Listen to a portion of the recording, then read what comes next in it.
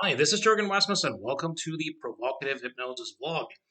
This is a vlog about how to master anxiety. And when I say master anxiety, I mean that literally. How to be constantly anxious. How to be really good at generating anxious states in yourself and to make sure that you quite never resolve it, to become really good at maintaining your anxiety over time so that you can be pretty constantly miserable and suffer. Hey, listen, if you're going to engage in the activity of anxiety, there are skills to be developed. This is something to master, and you may as well do it well if you're going to do it. Like, for example, sometimes clients call me and they say, "Hey, I'm wondering if you work with anxiety." And I always answer them, "No, I prefer to work from a state of relative calm and well being." Of course, some of them crack up laughing, and some of them get semi offended. And the latter group are usually the tougher ones to work with because they have identified with their anxiety. That identifying with it and making it about you is one of the great key points to maintain it and to get really good at it. So, I've seen clients for anxiety for about 23 years now. So, during those years, I've been able to see a lot of the patterns. So, let's get into this. If you want to get really good at being anxious, you've got to understand fundamentally that what we call anxiety is about the perception of a threat. Perception of a threat. The perception that your experience somehow is dangerous or threatening.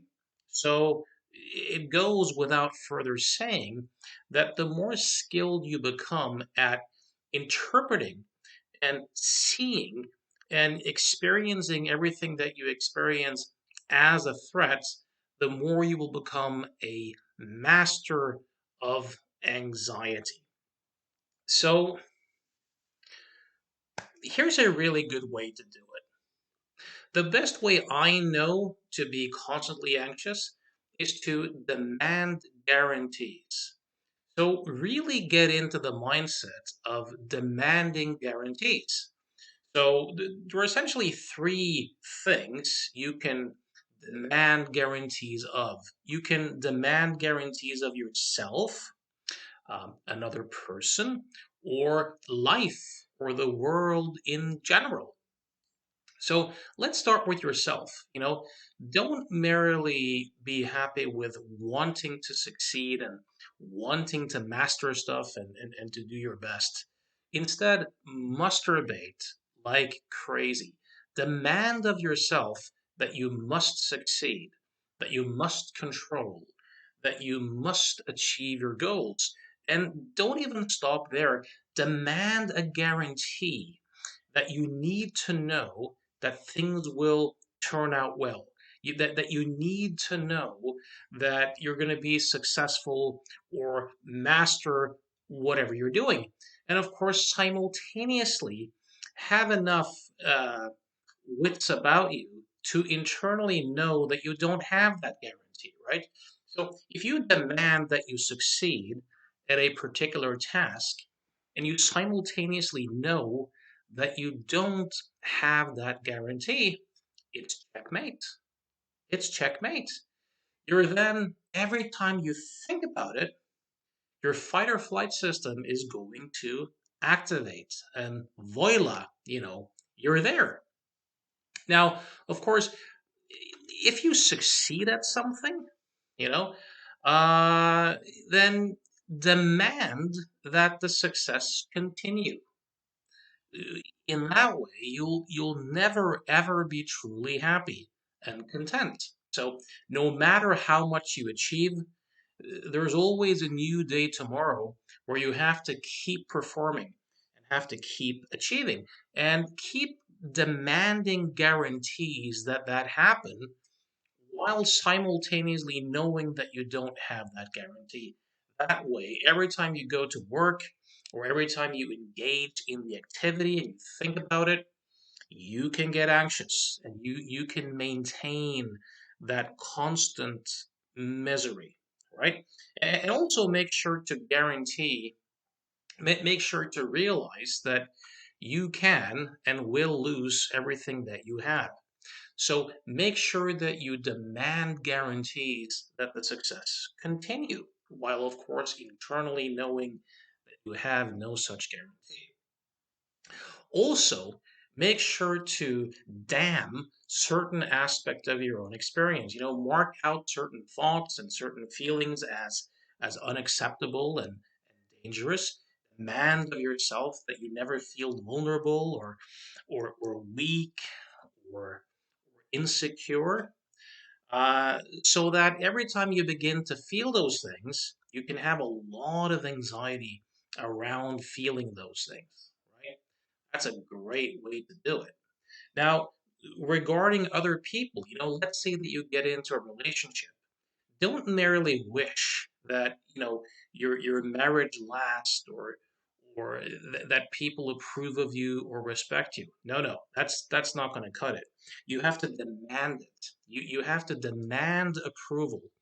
You have to get into your head that you need a guarantee that people like you, or even if a relationship is good right now, you have to kind of know that your partner could cheat, find someone else, be unfaithful, and then demand a guarantee that those things never happen, while simultaneously knowing that you don't quite have that guarantee.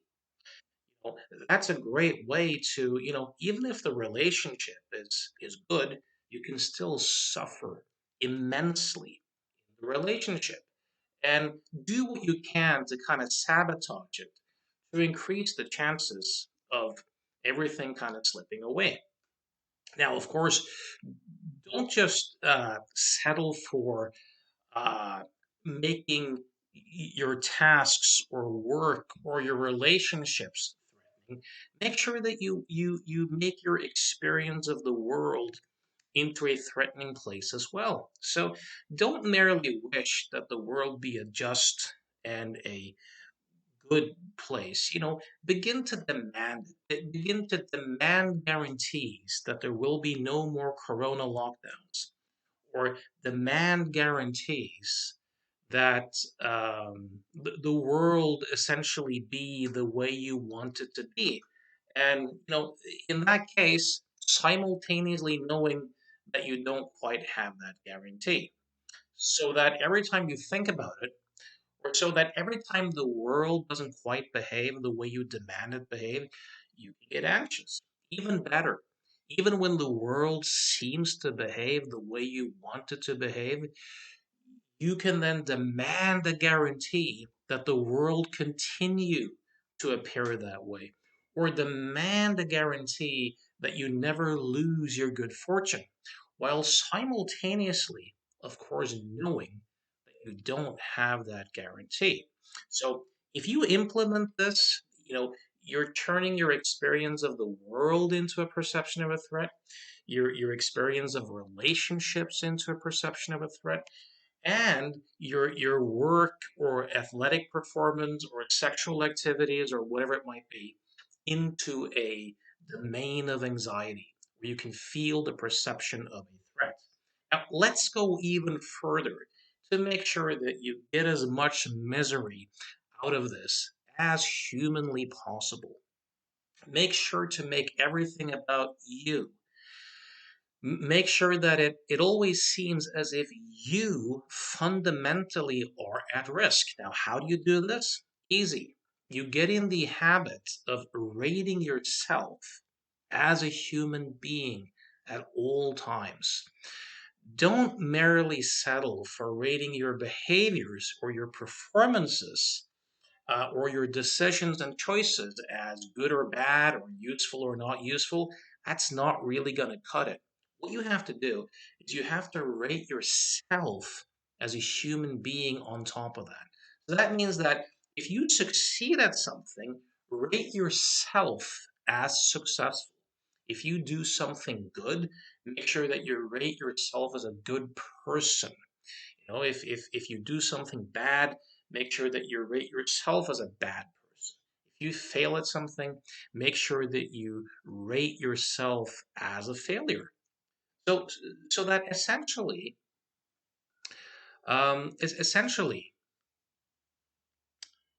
you see, if screwing up makes me a screw up, you know, then it's devastating to screw up. If losing makes me a loser, if doing something stupid makes me a stupid person, then it's really devastating to make a mistake, get criticized. And as a result of this, I'll keep demanding that I not make a mistake or that no one ever see that I make a mistake, right? Now, also with the so-called positive stuff, if doing good things makes me a good person, then of course I have to keep succeeding or I have to continue to get approval to be enough or to be good enough. This is a great way to feel as if you're constantly in a war zone all the time. And it makes it extra devastating then if people start to give you feedback that you're not as nice or kind or generous or smart that you thought you were, because that now threatens your identity as a good person, threatens your identity as a good person, as a smart person, as a just person. So make sure that you rate yourself as good or bad, depending upon your performance and depending upon whether people seem to like you or approve of you or not. So make sure to always make it about you. Of course, make sure to rate other people globally too as good or bad based upon their behaviors.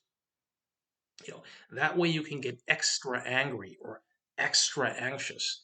And make sure to also rate the world or life itself globally, good or bad, based upon what seems to be happening at that particular moment. In that way, your emotional life can really fluctuate and really give you the perception that you're constantly threat.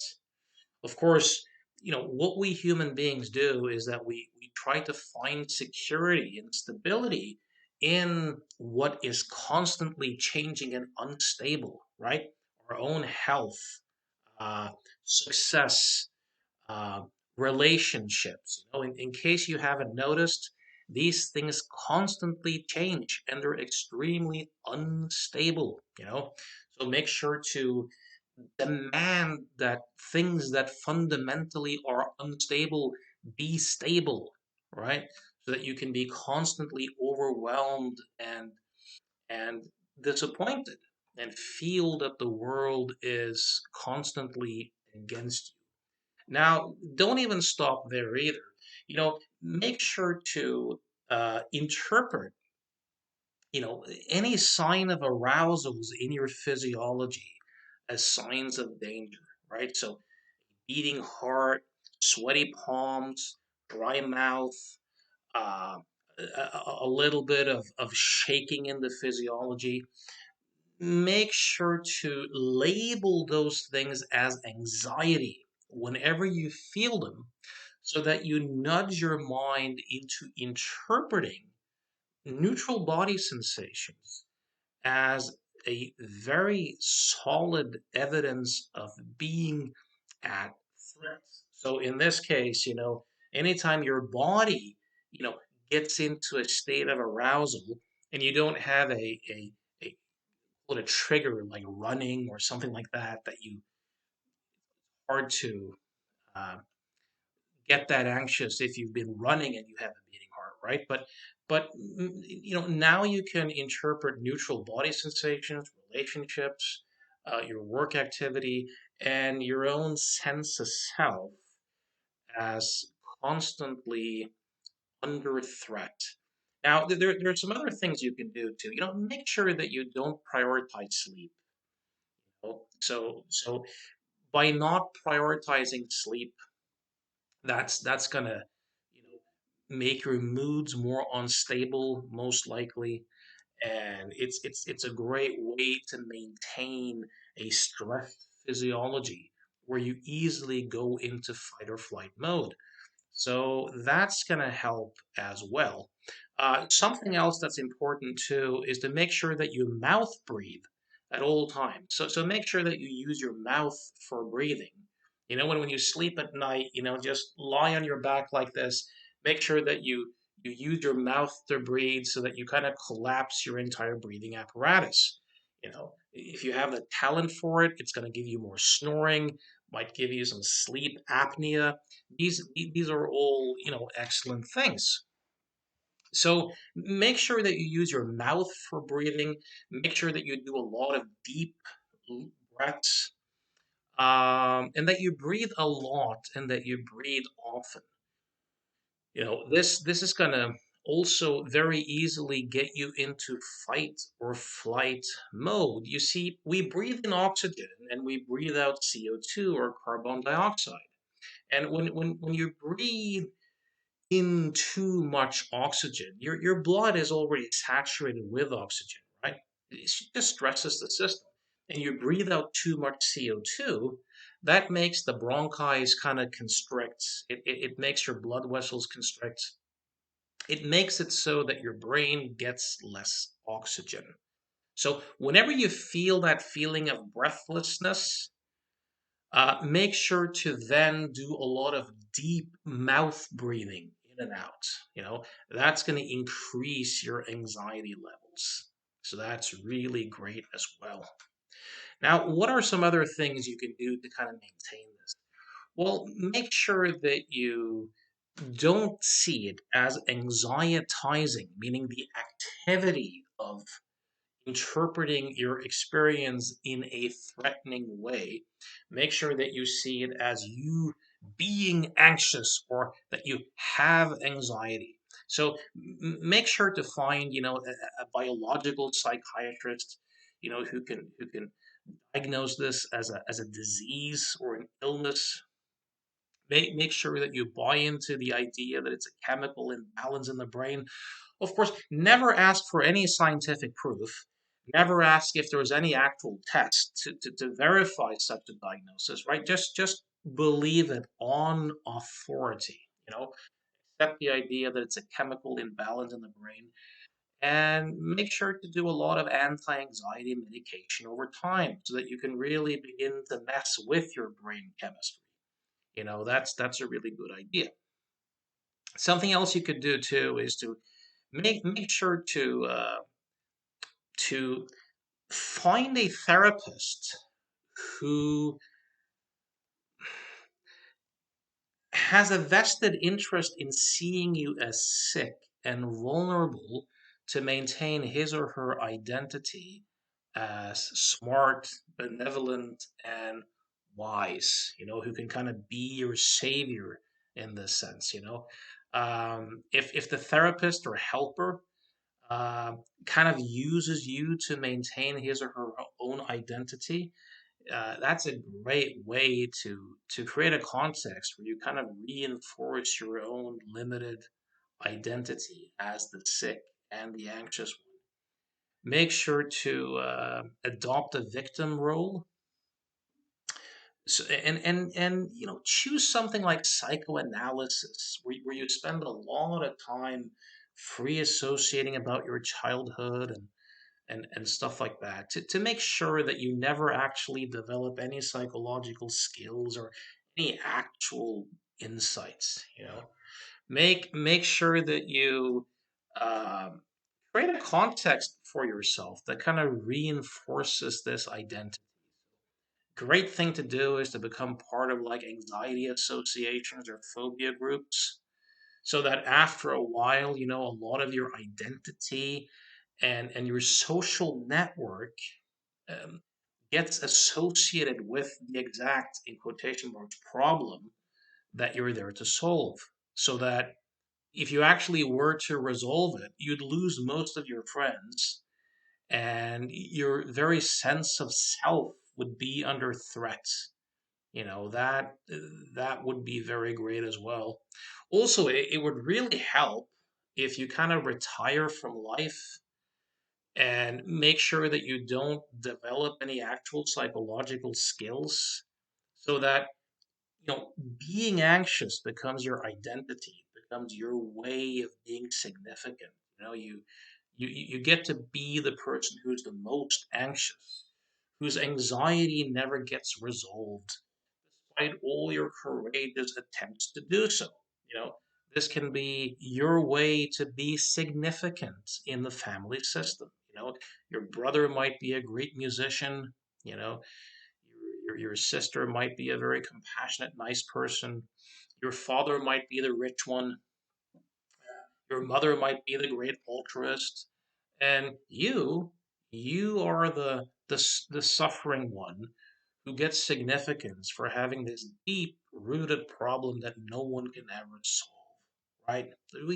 We all kind of look for our ways of being significant, you know, in the world. So make sure that you don't have that much else going for you, that this kind of becomes your way of being significant. That also really, really helps. As the late Milton Erickson used to say, neurosis is the inability to communicate directly. So make sure that you lie a lot, you know, so that you develop a strenuous relationship to the facts of life. Make sure that you never learn to assert yourself directly. Make sure to not be true to what you really want or stand for on the inside, and give up those things for group approval and fitting in, and these sorts of things. That's also great to to amp up your anxiety levels over time. And also, if you can get a welfare deal where you essentially get paid more for being anxious than you would for the particular job you've been doing, as is often the case in Norway. Those sorts of incentive structures can really really be good. Or if you can be part of a court system where you're looking for welfare deals, or some sort of payback or compensation, where the compensation kind of depends upon how much you're suffering. Those are also great incentives to really, really keep suffering. And of course, the longer you keep at it, the more the being anxious can become part of your identity. And the great genius part of that is that no longer being anxious will seem like an enormous threat to who you fundamentally are, and your social network, and the things that have begun to matter for you. So if anxiety can be a very forgiving problem. You don't have to do all of these things to be anxious. You can pick the first couple of things, and most likely have a very good run at it. So I've just given you all the tools, the philosophies, the strategies that I have found over the years. Of course, also make sure that you consistently avoid uh, engaging with anything where you seem to be anxious, because in that way your mind will justify you avoiding things, and as a result make you more anxious, right?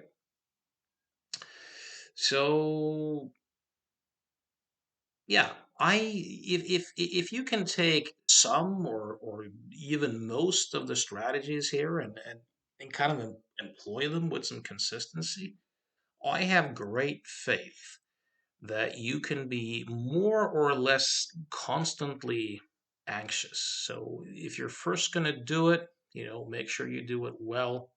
Make sure that you really master it. Of course, if you're not initially successful, you can rate yourself as a failure based upon that as well, and demand that you actually succeed, and really ramp up your anxiety levels uh, by doing that. So, if this is something that you're planning to engage in, I would strongly ask you to not get in touch with me for change work at Provocative Hypnosis, and instead choose some of the more well suited resources that I have mentioned in this video. So I hope this was useful, if not heartwarming, and see you next time.